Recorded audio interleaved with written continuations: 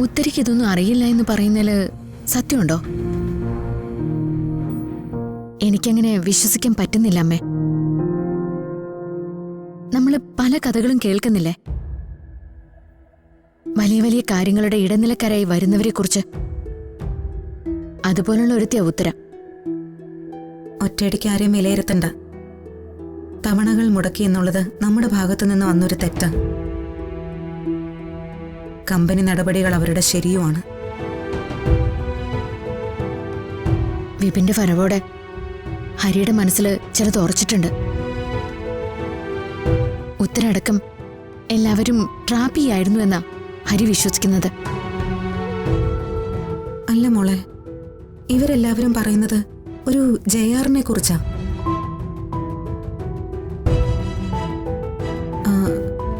ഹരിയോട് അയാളെ ഒന്ന് നേരിട്ട് കാണുന്നതിനെ കുറിച്ച് സംസാരിച്ചൂടെ? എന്നിട്ട് അയാൾ എന്ത് ചെയ്യാനമ്മേ? അമ്മ വിപിൻ പറഞ്ഞത് കേട്ടതല്ലേ? സത്യത്തില് ജയാറിന്റെ ക്രൂരതകളെ കുറിച്ചാ അവര് പറഞ്ഞതൊക്കെ. കടം തിരിച്ചു പിടിക്കാൻ വേണ്ടി അങ്ങനെയൊക്കെ പറഞ്ഞതാണെങ്കിലോ? നമ്മുടെ യഥാർത്ഥ പ്രശ്നങ്ങൾ അറിയുമ്പോ ജയാർ എന്തെങ്കിലും വിട്ടുവീഴ്ചയ്ക്ക് തയ്യാറായാലോ? അമ്മ പറയുന്നത് എനിക്ക് മനസ്സിലായി. ഈ കഥകളിലൊക്കെ വലിയ വലിയ പ്രശ്നങ്ങളിൽ കിടക്കുമ്പോ രക്ഷകൻ വരാറുണ്ടല്ലോ. അങ്ങനെ ഒരാളാണ് ജയാർ എന്നാണോ? അങ്ങനെയൊന്നുമല്ല. നമുക്കിപ്പോ ഇത്തിരി കനിവാണ് വേണ്ടത്.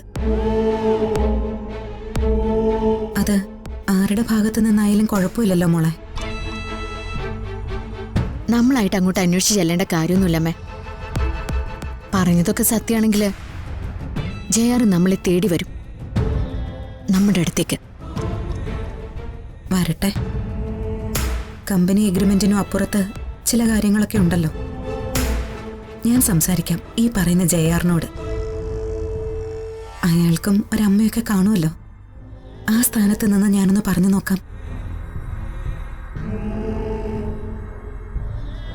എന്തായാലും ഹരിയോട് ചോദിച്ചിട്ട് മതിയമ്മേ. ഓരോ കാലത്ത് ഉറക്കം കളയാൻ ഓരോരുത്തരാ. ഇത്രയും കാലം ജീവനായിരുന്നു, ഇനി അങ്ങോട്ട് ജയാർ.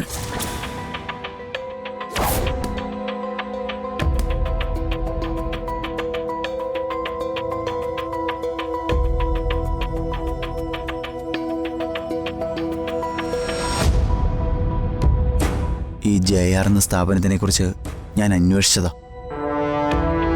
ഇപ്പൊ ചില കോപ്പറേറ്റീവ് കമ്പനികൾ നമ്മുടെ നാടൻ കൃഷി സമ്പ്രദായത്തിൽ നല്ല താല്പര്യം പ്രകടിപ്പിച്ചിട്ടുണ്ട്.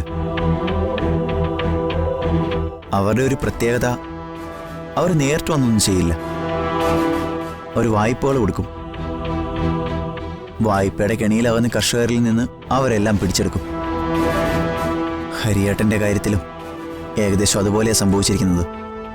മനു വിചാരിച്ച അവരെ എങ്ങനെയെങ്കിലും സഹായിക്കാൻ പറ്റത്തില്ലേ? എടോ, സാധാരണ ബാങ്കുകളിൽ നിന്നും മറ്റുമാണ് അവർ കടമെടുത്തിരിക്കുന്നതെങ്കിൽ കുറച്ചു കാലം നീട്ടിക്കിട്ടാനോ മോർട്ടോറിയം കൊടുക്കാനോ ഒക്കെ നമുക്ക് പറ്റുമായിരുന്നു.